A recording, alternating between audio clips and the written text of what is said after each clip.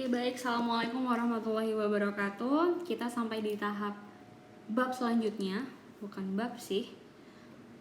Subbab selanjutnya yakni faktor-faktor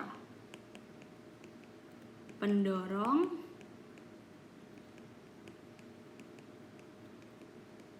dan penghambat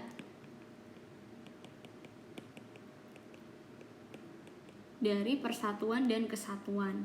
Nah, berbicara tentang faktor, apalagi ada faktor pendorong dan penghambat, itu bisa kita kategorikan sebagai faktor yang positif, yakni yang pendorong, dan juga faktor negatif. Nah, yang mau kita bahas terlebih dahulu adalah faktor pendorongnya, faktor positif. Kira-kira apa saja sih, faktor-faktor apa saja sih yang membuat bangsa kita itu tetap terus terjaga persatuan dan kesatuannya? Kalau bingung faktornya, tools apa atau alat apa kira-kira yang bisa membantu untuk mempersatukan bangsa? Dari zaman sebelum kemerdekaan itu kita raih, kita udah tahu tahun 1928 itu dicanangkan yang namanya Sumpah Pemuda. Ayo, siapa yang ingat? Ada 3 poin. Bahasa, kemudian bangsa, satu lagi apa? Kami putra-putri Indonesia mengaku berbahasa satu bahasa Indonesia, tumpah darah.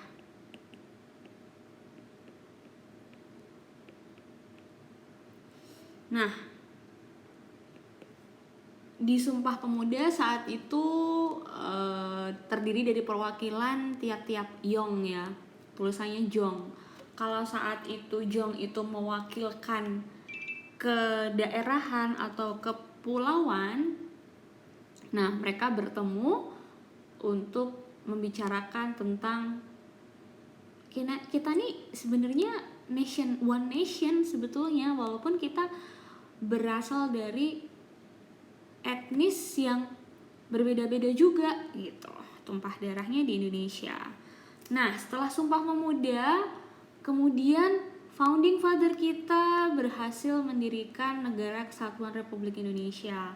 Salah satu ideologi yang digunakan adalah ideologi Pancasila.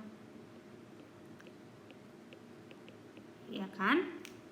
Nah, dengan 5 sila itu tidak lain tidak bukan dalam upaya untuk mempersatukan bangsa-bangsa kan pada saat itu, mulai dari ketuhanan sampai ke keadilan sosial itu sebetulnya diambil dari sumbernya bangsa Indonesia itu sendiri gitu. Nah, dengan harapan ya supaya tetap bersatu bangsa Indonesia. Kemudian yang ketiga adalah yang ada di simbol ini nih, Garuda, Bhinneka Tunggal Ika. Tadi ya, jadi ketiganya itu sama sebenarnya, sama-sama memahami bahwasanya maknanya walaupun berbeda-beda tetapi tetap satu. Nah, dari Bhinneka ini sebetulnya seperti yang sudah dibahas di awal, itu juga sebagai salah satu faktor yang menghambat. Nah, sekarang kita menuju ke faktor yang menghambat. Faktor yang menghambat itu apa saja sih, Bu? Mulai dari yang pertama, keberagaman. Dengan suku bangsa yang ratusan, dengan tiap-tiap suku itu memiliki bahasa khas masing-masing, culture masing-masing. Itu jadi satu tantangan. Percaya nggak kalian kalau ternyata di daerah-daerah pedalaman sana, daerah yang termasuk 3T, itu banyak mereka dikirim misionaris-misionaris. Tidak hanya misionaris agama, mereka mau memperluas umatnya mereka ya, tapi juga ada indoktrinasi atau doktrinasi terhadap ideologi-ideologi tertentu. Nah, ini terjadi ketika pada saat itu zaman Pak Habibie ya, dimana kemudian Timur Timur kok jadi Timur Tengah, Timur itu berpisah dari Indonesia. Tahu nggak sebabnya kenapa? Ya disebabkan pertumpahan darah antar sesamanya. Maksudnya gimana sih, Bu? Jadi pemicunya itu ada konflik daerah, konflik suku. Ini juga yang sekarang berlangsung di Papua sana. Itu antar sukunya mereka sering untuk saling berperang. Ada teori konspirasi bahwasanya ini itu dipelopori atau diprovokasi oleh golongan-golongan tertentu yang sudah terdoktrin bahwasanya kenapa kamu tuh ikut Indonesia loh negara miskin, udah ikut negara kita aja. Pernah dengar kalau Papua yang punya tambang emas Freeport itu jadi incaran asing kan, karena ada banyak sumber daya yang masih belum terkelola dengan baik. Nah itu salah satu faktor juga. Nah kita sebagai warga negara, anak bangsa yang jadi penerus bangsa, apa nih yang bisa kita lakukan? Apalagi kita yang hidup tinggal sebagai diaspora, jauh dari tanah air. Kira-kira ada hal atau upaya apa yang bisa kita lakukan? Setidaknya seminimal mungkin adalah dengan tetap mempercaya dan teguh terhadap bangsa, loyal terhadap bangsa. Nggak gara-gara kita kerja di negara A, B, C, kemudian kayaknya ini deh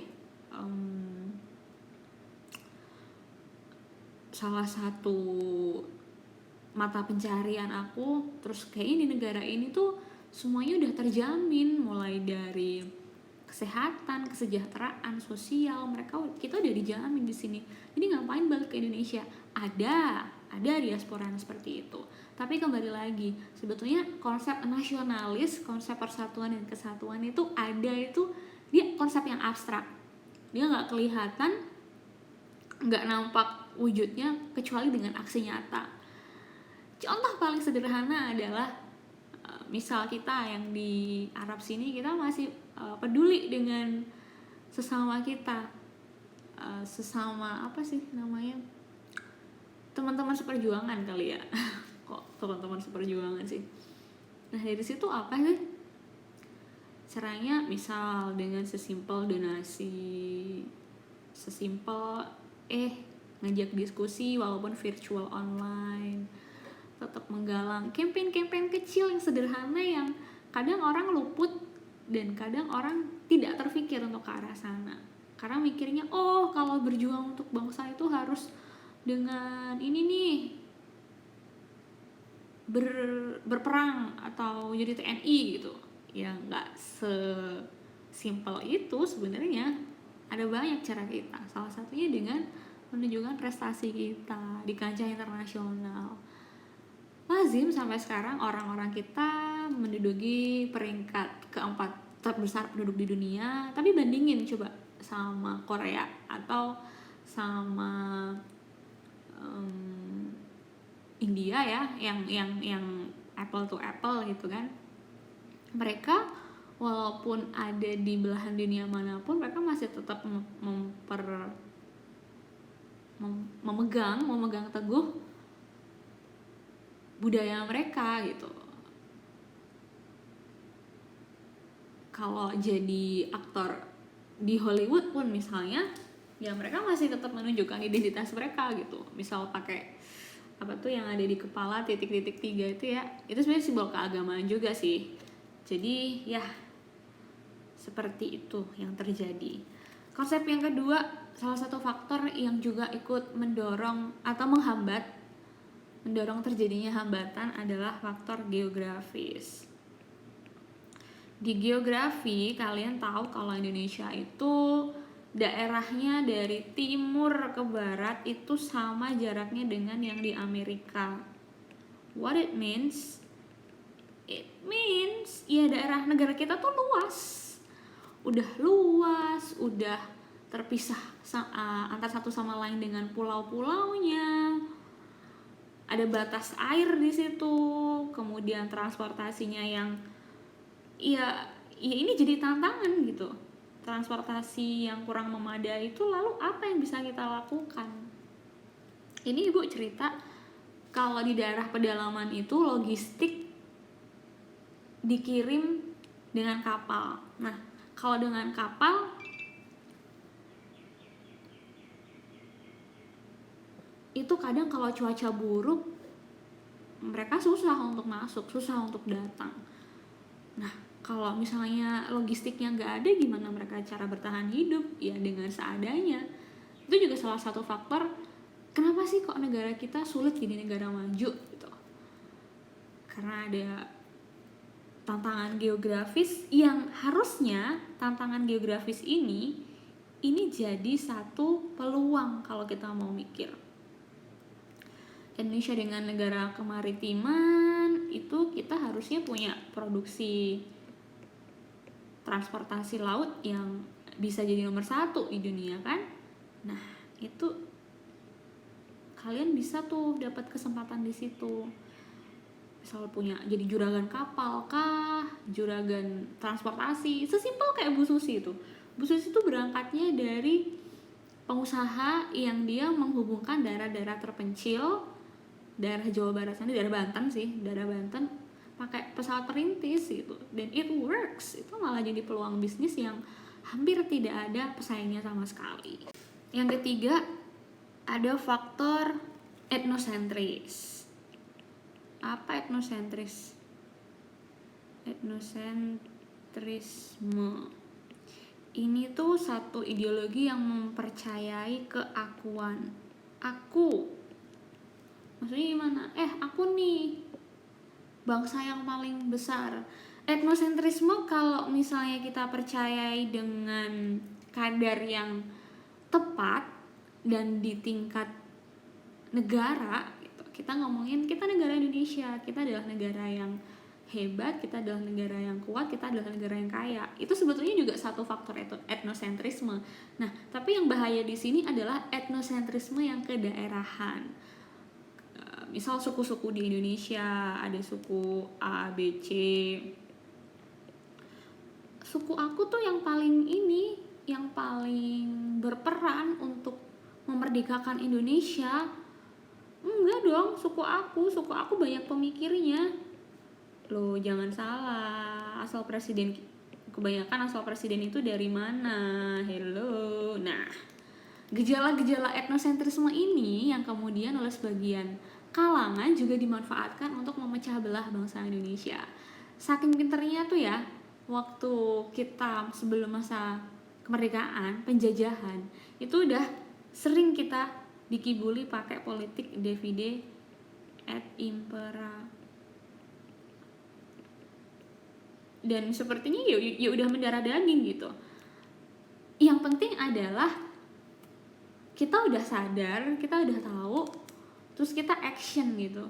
Kita ngelakuin, nggak cuman diem tahu dan ya udah lewat gitu aja. Nah, itu yang bahaya. Ya. Jadi betul kita mengakui adanya keragaman budaya, keragaman suku, tapi justru dengan kekayaan itu kita jadi tahu, oh ternyata suku ini dia punya kebudayaan Z yang bisa untuk dibawa ke dunia tuh. Terlalu eksplisit ya, terlalu implisit ya. Karena kalau misalnya disebut contohnya secara jelas, nanti akan muncul tendensi-tendensi yang tidak diinginkan lagi. Semoga kalian paham makna dari etnosentrisme. Intinya memandang bahwa satu kumpulan atau satu hal itu yang terhebat, yang terbaik gitu. Nah, yang dimaksud di sini adalah etnosentrisme kedaerahan.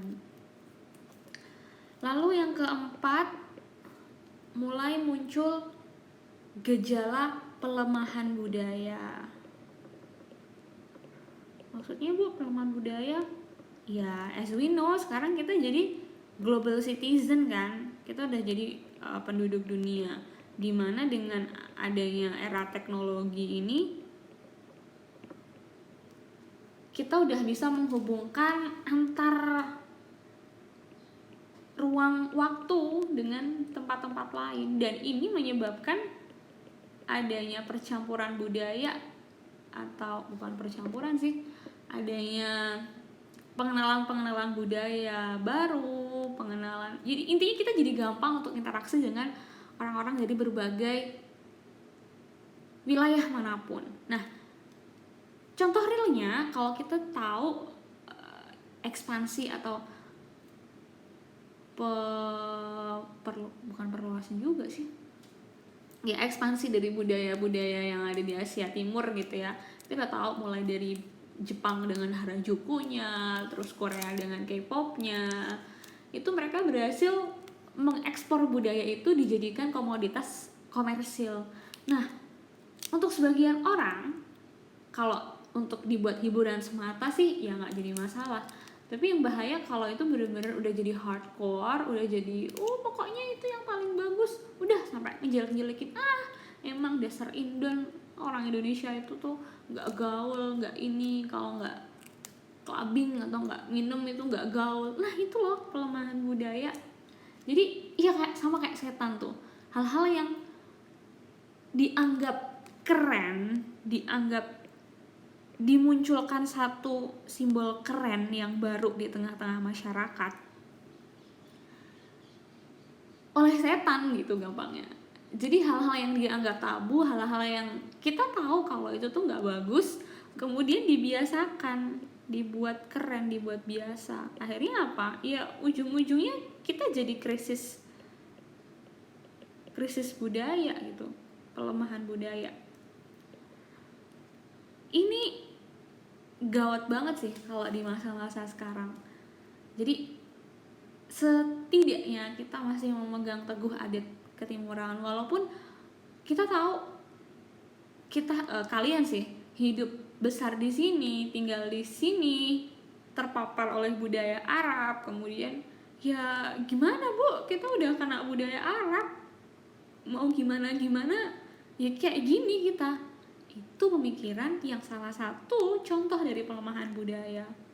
Secara tidak langsung terdoktrin bahwa udahlah aku tuh nggak bisa diubah. Hey manusia, manusia manapun yang namanya hati itu mudah dibolak-balik. Tinggal kita mau terbuka atau tidak kalau ada hal-hal yang baru dan baik di sekitar kita.